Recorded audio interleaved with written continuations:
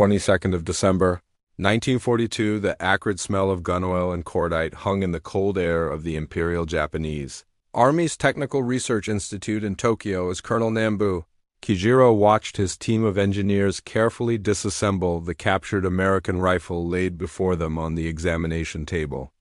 The weapon, an M1 Garand, had been recovered from a battlefield on Guadalcanal 3 weeks earlier, still clutched in the hands of a fallen Marine. What these engineers were about to discover would send shockwaves through the highest levels of Japanese military command and reveal a technological gap that would haunt the imperial forces for the remainder of the Pacific War. The colonel adjusted his spectacles, leaning closer as Lieutenant Yoshida Takeshi, the Institute's lead firearms specialist, began his initial assessment. Yoshida had spent 15 years studying small arms design, including a stint in Germany before the war where he'd examined European weapons development. Yet nothing in his extensive experience had prepared him for what he was now holding. The weight distribution felt different, more balanced than the bolt-action Type 38 Arisaka rifle that Japanese infantry carried into battle. As he worked the action, his expression shifted from professional curiosity to something approaching alarm. "Colonel," Yoshida said quietly, his voice barely masking his concern, "this weapon cycles automatically. Each pull of the trigger fires one round, and the rifle chambers the next without manual operation." In the corner of the laboratory, Captain Tanaka Hiroshi meticulously documented every measurement, every specification, every mechanical detail in his logbook. Tanaka had been skeptical of American industrial capabilities, repeatedly assured by propaganda that Japanese craftsmanship remained superior in every regard. The precision machining he now witnessed told a different story entirely. According to documentation later referenced in historian John McManus's Grunts, inside the American infantry combat experience, World War II through Iraq, Japanese military analysts had consistently underestimated American weapons technology, a miscalculation that would prove costly on every island battlefield across the Pacific. The examination continued throughout the afternoon as the team methodically tested every component. Major Watanabe Kenji, who specialized in metallurgy, subjected metal samples to stress tests, measuring tensile strength and durability under extreme conditions. His findings troubled him deeply. The American steel demonstrated superior quality, able to withstand heat and pressure that would compromise Japanese-manufactured components. The en-bloc clip system, which allowed for rapid 8-round loading, represented an innovation that Japanese designers had never seriously pursued. As darkness fell over Tokyo, Colonel Nambu compiled the day's findings into a preliminary report. The numbers painted an undeniable picture of tactical disadvantage. Where a skilled Japanese rifleman using the bolt-action Arisaka could fire perhaps 15 to 20 aim shots per minute, requiring manual manipulation of the bolt after each round, an American soldier with the semi-automatic M1 Garand could maintain a sustained rate of 40 to 50 rounds per minute with minimal effort. The implications for infantry combat were staggering. In any engagement, American forces could theoretically deliver 2 to 3 times the volume of rifle fire. But the technological superiority extended beyond mere rate of fire. The Garand's effective range, accuracy, and stopping power all matched or exceeded the Arisaka's capabilities while adding the crucial advantage of semi-automatic operation. Nambu recognized immediately that this intelligence needed to reach the highest command levels, though he suspected that such unwelcome news might be dismissed or downplayed by officers who had invested their reputations in assertions of Japanese military superiority. 7th of January, 1943, Lieutenant Colonel Arisaka Nariokira, whose uncle had designed the Type 38 rifle decades earlier, sat in uncomfortable silence as he reviewed Colonel Nambu's complete analysis in his office at the Army Ministry. The morning sun streamed through the windows overlooking the palace grounds, but Arisaka felt only coldness as he confronted the reality that his family's legacy weapon had been rendered obsolete by American innovation. The rifle that bore his family name, adopted in 1907 and still serving as the standard infantry arm 36 years later, now appeared woefully inadequate for modern warfare. The Type 38 Arisaka had been designed during a different era, when Japanese military planners prioritized certain characteristics over others. Its 6.5mm cartridge produced less recoil than larger rounds, making it easier for smaller-statured soldiers to control an important consideration, given that the average Japanese infantryman stood approximately 5 feet 3 inches tall and weighed around 120 pounds. The rifle's length, nearly 50 inches, incorporated a long barrel that maximized accuracy and muzzle velocity while requiring less propellant, conserving resources in a nation that needed to import most raw materials. According to research documented in historian Max Hastings's Retribution, The Battle for Japan, 1944 to 1945, Japanese military doctrine had emphasized spiritual strength and fighting spirit, what they called seishin, as force multipliers, that could overcome material disadvantages. This philosophy, deeply rooted in samurai tradition and Bushido code, led commanders to believe that superior morale and tactical aggression could compensate for inferior weapons. The M1 Garand's performance on Guadalcanal, Tarawa, and dozens of other battlefields was systematically dismantling this assumption. Arisaka reviewed reports from various combat zones, each telling similar stories. At close range in jungle terrain, where visibility rarely exceeded 50 yards, the semi-automatic rifle provided devastating advantages. American infantrymen could maintain continuous fire during charges, suppressing Japanese positions while advancing. Japanese soldiers, by contrast, had to work their bolt actions after each shot, creating crucial seconds of vulnerability. In defensive situations, a single American rifleman could hold off multiple attackers through sheer volume of fire, something impossible with bolt-action weapons. The industrial context made Japan's predicament even more dire. John Toland's The Rising Sun, The Decline and Fall of the Japanese Empire, 1936 to 1945, provides insight into Japan's manufacturing limitations during this period. Even if Japanese engineers could design a semi-automatic rifle comparable to the Garand and several experimental models existed, the nation's overstretched industrial base couldn't produce such weapons in meaningful quantities. Every factory, every skilled worker, every ton of steel was already committed to building ships, aircraft, artillery, and tanks. Retooling for a completely new rifle system while fighting a multi-front war was effectively impossible.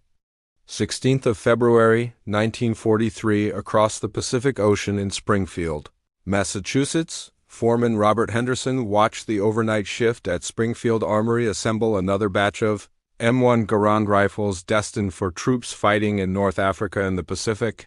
The facility hummed with industrial energy, its assembly lines representing American manufacturing might at full wartime mobilization. Henderson had worked at the armory since 1928, witnessing the long development process that had transformed John Garand's initial concept into the weapon now pouring off production lines at a rate of 4,000 rifles per day. The rifle's journey from concept to standard issue had been neither quick nor simple. Canadian-born John Cantius Garand had joined Springfield Armory in 1919, tasked with developing a semi-automatic rifle to replace the bolt-action then 1903 Springfield. His early prototypes faced skepticism from conservative military officers who doubted that semi-automatic mechanisms could prove reliable under combat conditions.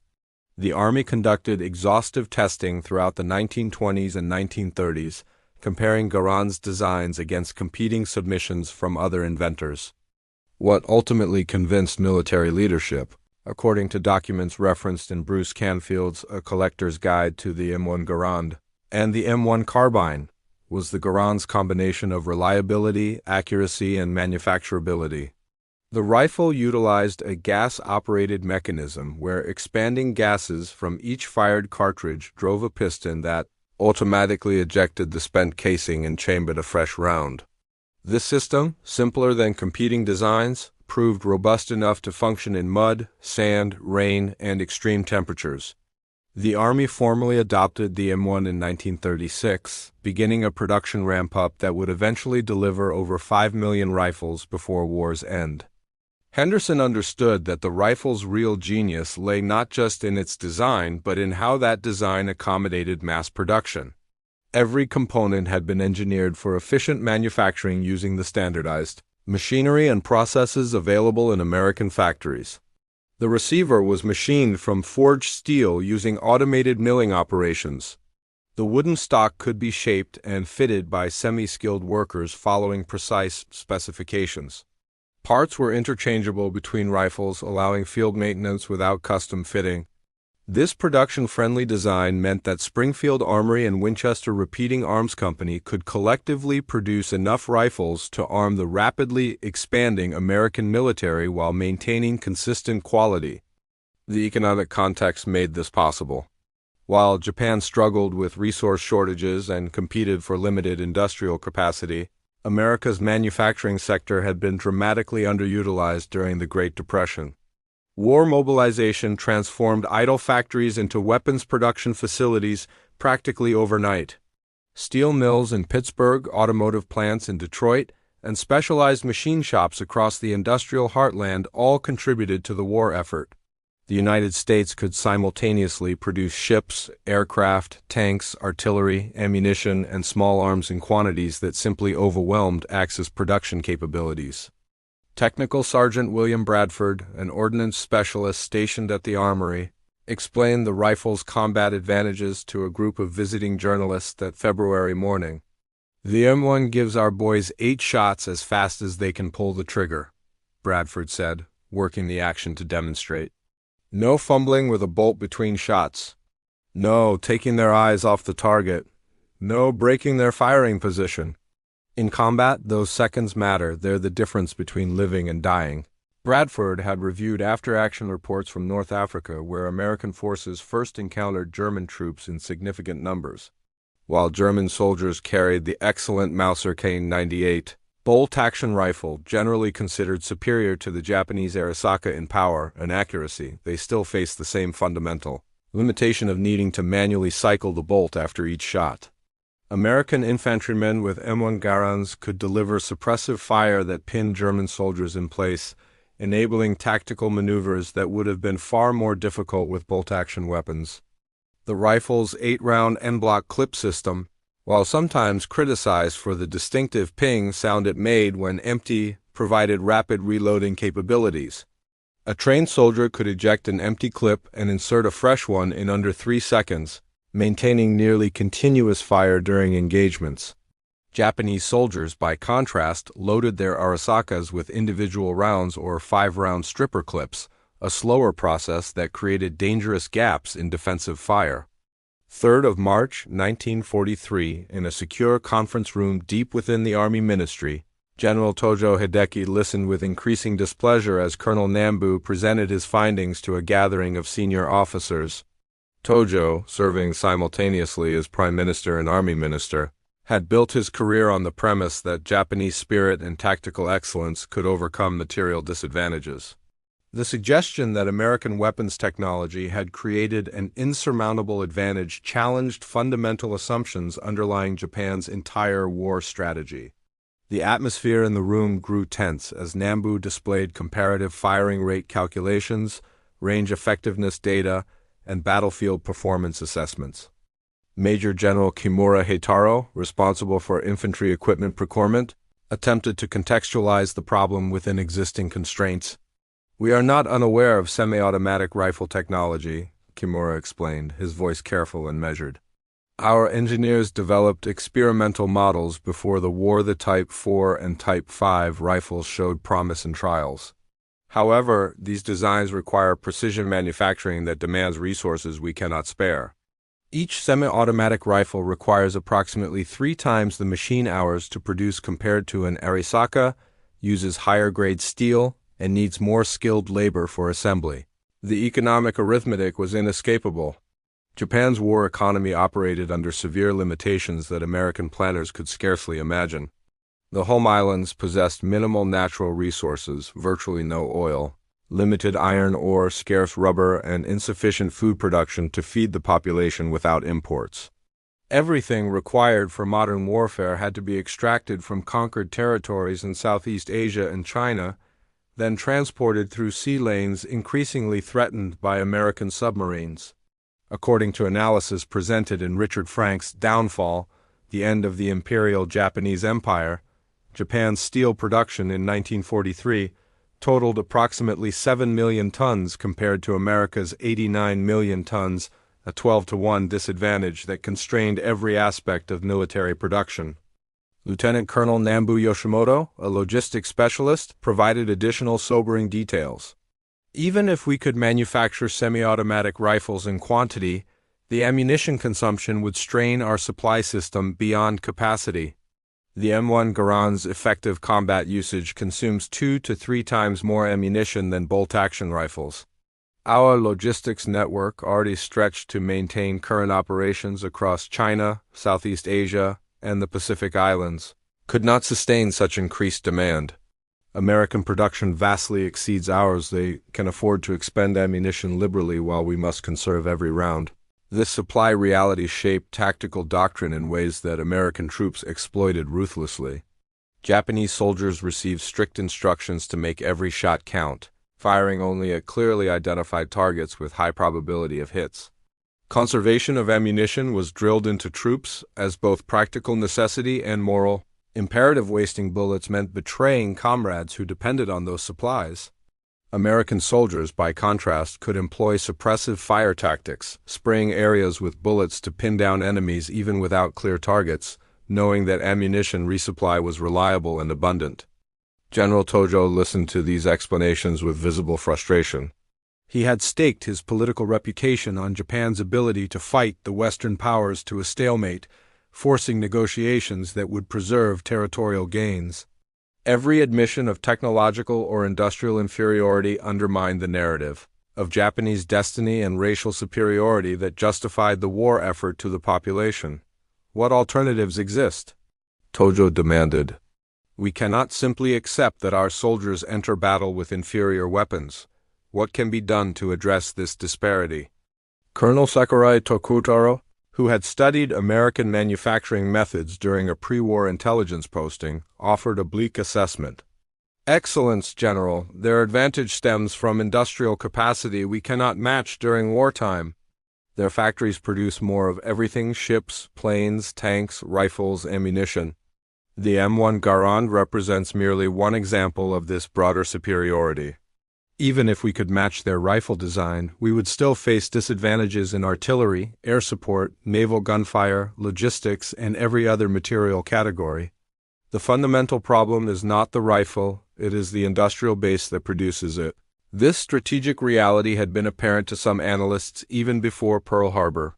Admiral Yamamoto Isoroku, architect of the Hawaii attack, had warned that Japan could compete successfully for 6 months to a year, but that prolonged conflict would favor American industrial might. Those predictions were proving accurate. By early 1943, American production was reaching full wartime mobilization, while Japanese output had peaked and begun declining due to resource shortages and submarine interdiction of supply routes. The meeting concluded without resolution. General Tojo ordered continued development of improved weapons but acknowledged that major changes to standard infantry equipment were impractical during wartime. Japanese soldiers would continue carrying Arisaka rifles, Type 99 light machine guns, and other existing weapons regardless of their limitations compared to American equivalents. 19th of April, 1943, Private First Class Yamamoto Ichiro crouched in a hastily dug fighting position on the northern coast of New Georgia Island in the Solomon Archipelago, gripping his Type 38 Arisaka rifle with hands that trembled despite his best efforts at control. The 20-year-old farmer's son from Niigata Prefecture had been in combat for 11 days, and in that time he had learned terrible lessons about the gap between training doctrine and battlefield reality. The distant rumble of American naval guns provided continuous reminder that the enemy possessed resources Japan could never match, resources that included the semi-automatic rifles carried by the Marine infantrymen now advancing through the jungle toward his position. Yamamoto had graduated from basic training at the top of his company, praised by instructors for his marksmanship and ability to work his rifle bolt with practiced efficiency. On the training range, he could fire aimed shots at a rate that satisfied his sergeants, cycling the bolt smoothly between rounds, maintaining proper breathing and trigger control. Those instructors had emphasized that Japanese soldiers didn't need semi-automatic rifles because superior training and fighting spirit made each shot count. The enemy, they claimed, relied on wasteful spray and pray tactics because American soldiers lacked discipline and skill. Combat had exposed these claims as dangerous fantasies. 3 days earlier, Yamamoto's squad had attempted to ambush a Marine patrol moving along a November 9, 1914, Vienna trembled under the weight of an empire crumbling at its edges. In a cramped apartment on the city's unfashionable outskirts, a girl named Hedwig Eva Maria Kiesler entered the world screaming not the delicate cry expected of proper Viennese daughters, but a furious, demanding wail that seemed to protest the limitations already being written into her future. Her father, Emil Kiesler, a director at the Bank of Vienna, held his newborn daughter up to the gaslight and smiled. He had no way of knowing that this child would one day be told her only value lay in her face, even as her mind conceived inventions that would transform human communication itself. The Kiesler household defied convention in ways both subtle and profound. While Vienna's elite raised daughters to master embroidery and piano, Emil spent evenings walking young Hedwig through the mechanical workings of printing presses, streetcars, and music boxes. According to biographical accounts documented in Richard Rhodes' Hetty's Folly, Emil would disassemble household objects and challenge his daughter to understand their inner logic, fostering in her an intuitive grasp of mechanical systems that few university-trained engineers possessed. Her mother, Gertrude, a pianist from Budapest, contributed a different gift, an understanding that beauty and intelligence were not opposing forces, but complementary ones, despite what society insisted. By 1930, 16-year-old Hedwig had blossomed into a creature that stopped traffic on the Ringstrasse. Dark hair framed features so perfectly proportioned that strangers would pause mid-conversation to stare.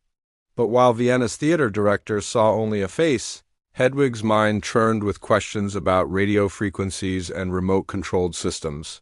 She had begun studying engineering at the Friedrich Wilhelms University in Berlin, one of the few young women in a lecture hall of skeptical men. The professors tolerated her presence with barely concealed amusement, certain this beautiful girl was merely entertaining herself before an inevitable marriage. Then came the invitation that would derail everything. Max Reinhardt, the theatrical impresario whose productions defined European stage drama, offered Hedwig a role in his Berlin production. The stage lights found her, and suddenly the girl who understood the mathematics of synchronized systems became Hetty Kiesler, actress. Her natural talent was undeniable, her beauty transcendent. Film roles followed with dizzying speed. By 1932, she had signed to appear in Ecstasy, a Czech film directed by Gustav Machat. The film would make her simultaneously famous and infamous. Ecstasy featured cinema's first depiction of a woman experiencing orgasmic pleasure, Hetty's face in close-up, swimming in what appeared to be genuine ecstasy. It also included a nude running sequence through the woods. When the film premiered in Prague on January 20, 1933, Europe erupted in scandal. Pope Pius XI denounced it. Adolf Hitler banned it throughout Germany. And Hetty Kiesler became the most recognizable and most objectified woman on the continent. She was 18 years old, and the world had already decided what she was worth: a face, a body, an object of desire. The idea that this scandalous beauty might also possess a revolutionary scientific mind was simply inconceivable.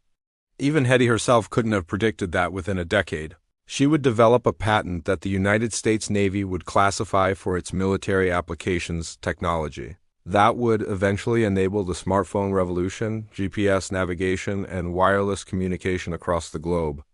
March 10, 1933 marked the day Hedwig Eva Maria Kiesler made what she would later call the greatest mistake of her life. In a ceremony at the Karlskirche in Vienna, she married Friedrich Mandl, a Viennese arms manufacturer 13 years her senior. Mandl was more than wealthy.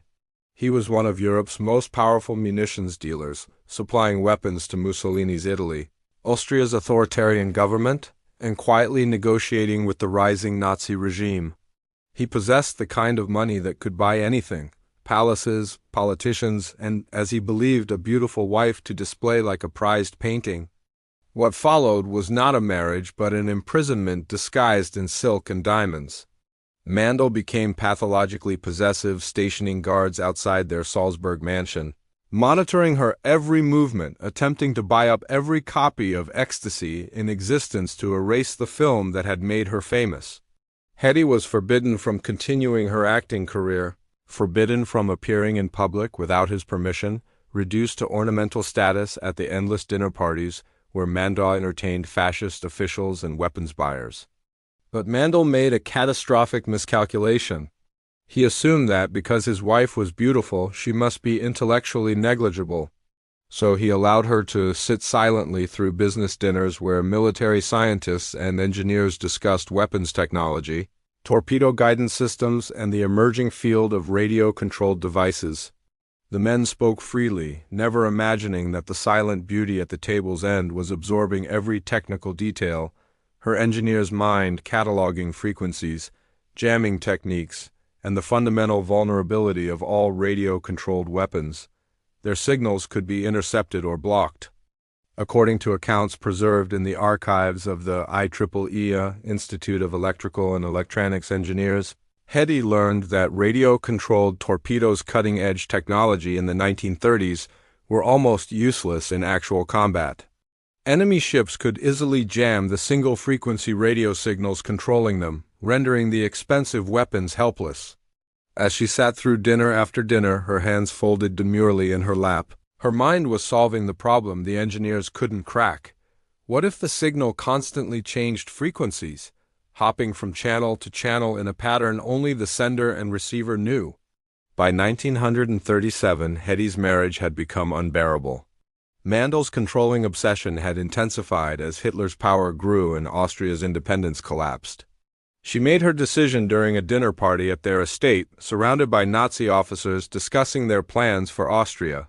That night she waited until the house slept, then drugged her maid, dressed in the woman's clothes, and fled with only the jewelry she could carry. She made her way to London by train, constantly looking over her shoulder, certain Mandel's agents were following. In London, she met Louis B. Mayer, the powerful head of Metro-Goldwyn-Mayer Studios, who was in Europe scouting talent. Mayer saw what everyone saw. An extraordinarily beautiful woman with acting experience and a scandalous film in her past-perfect Hollywood material. He offered her a contract, but insisted she change her name.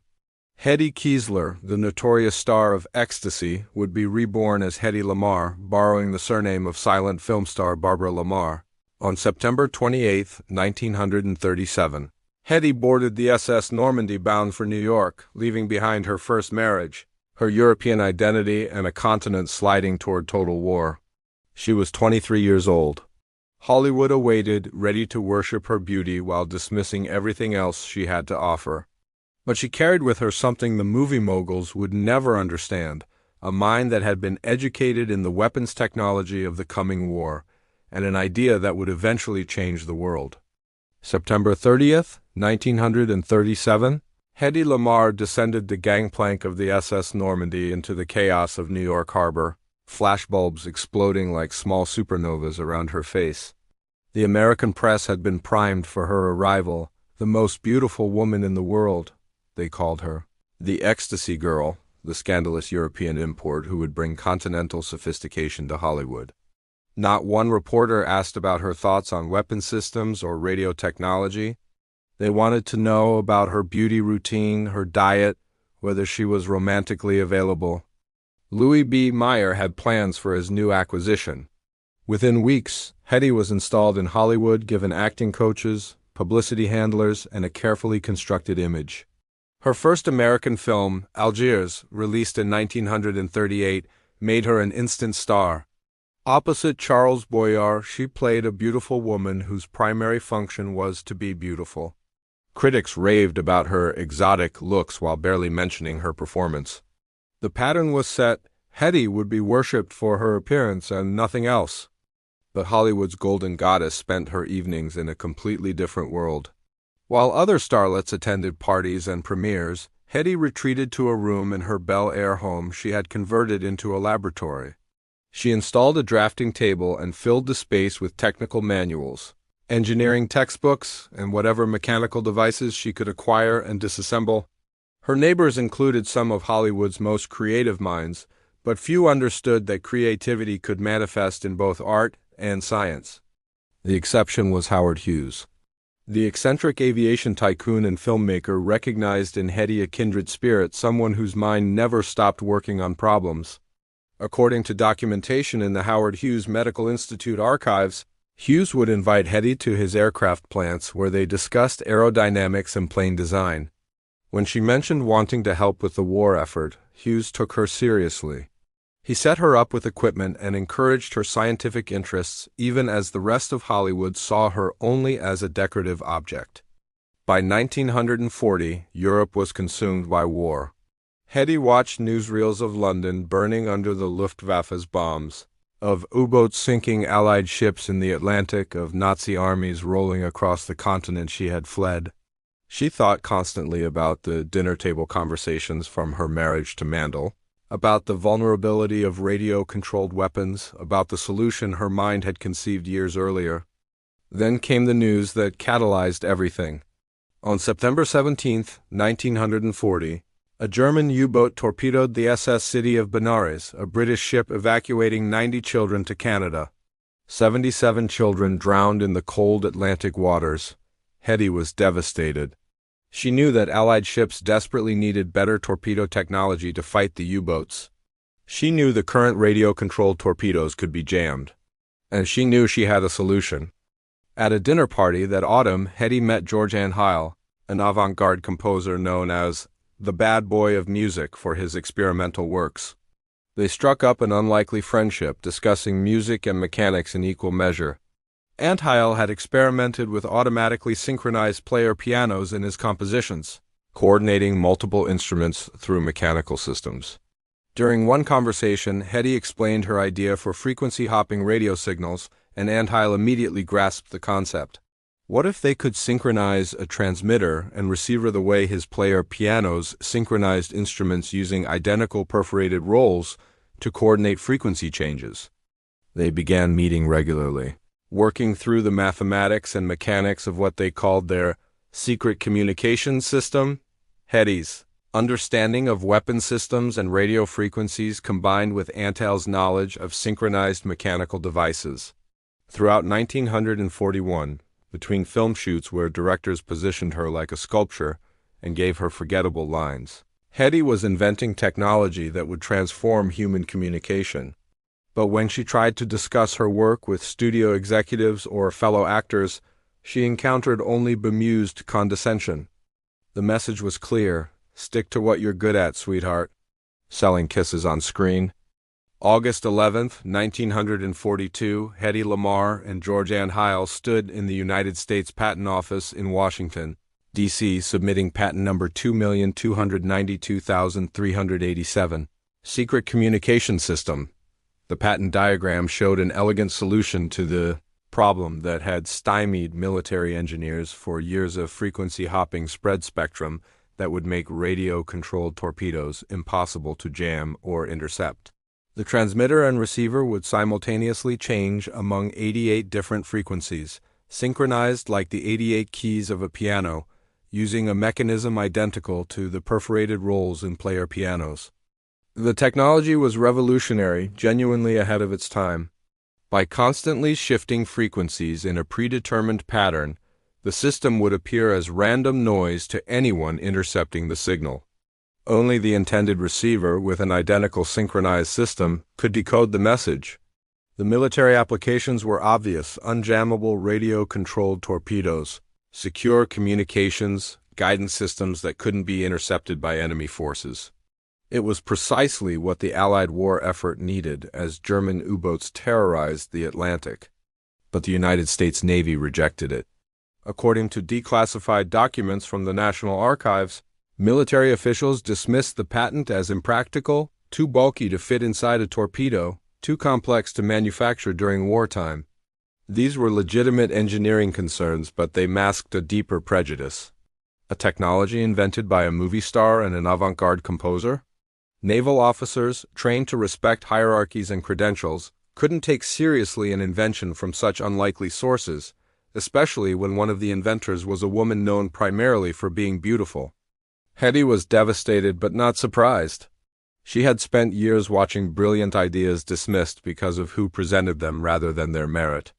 The Navy suggested she could better serve the war effort by using her celebrity status to sell war bonds instead. It was the same message she had been receiving since arriving in Hollywood: your value is your appearance, not your mind. So, she did what they suggested, touring the country and raising $7 million for the war effort through bond sales, $7 million that would purchase weapons and supplies, while her potentially war-winning invention gathered dust. Throughout the war years, Hetty continued making films: White Cargo, The Heavenly Body, The Conspirators. Each role showcased her beauty while wasting her talent.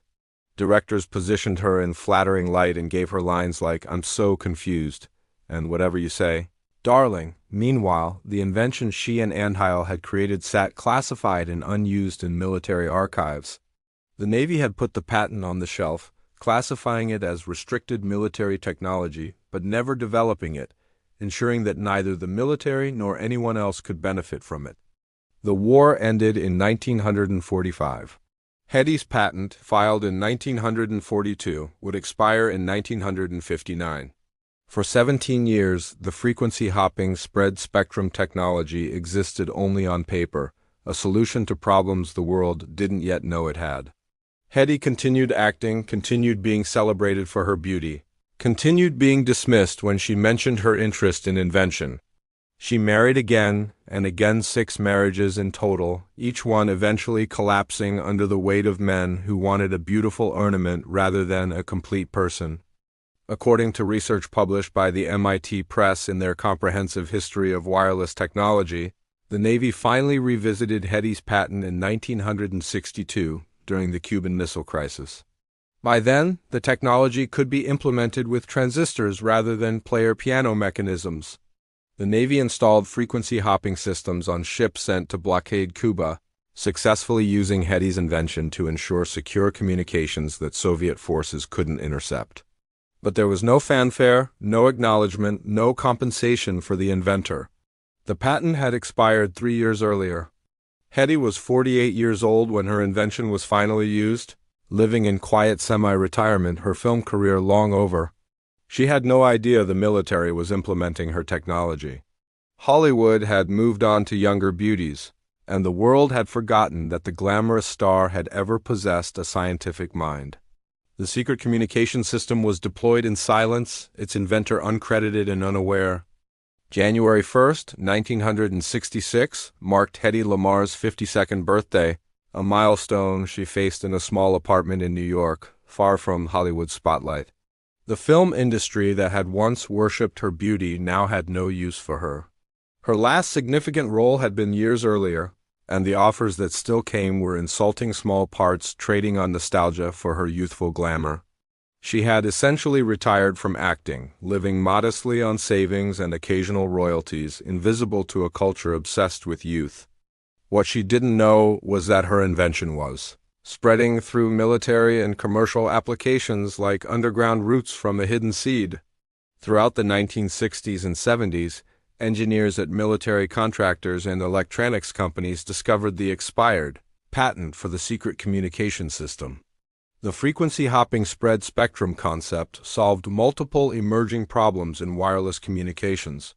As transistors replaced vacuum tubes and digital systems became feasible, Hetty's elegant solution became increasingly practical. The military applications expanded first. The Navy's successful use during the Cuban Missile Crisis proved the concept. By the Vietnam War era, frequency hopping was being incorporated into secure military communications across all branches of service.